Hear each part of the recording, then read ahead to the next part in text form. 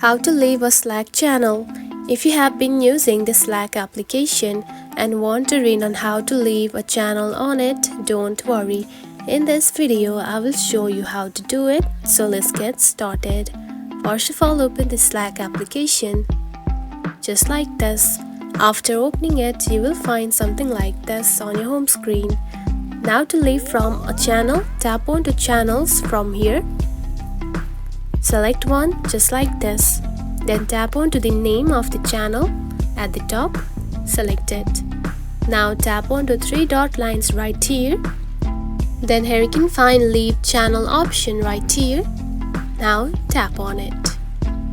Now simply tap on to leave channel and confirm it. And now you can see you have simply left the group. And that's it. This is how you can leave a Slack channel. It is a very easy process, right? If you found this video helpful, don't forget to like and subscribe for more tips. Thanks for watching.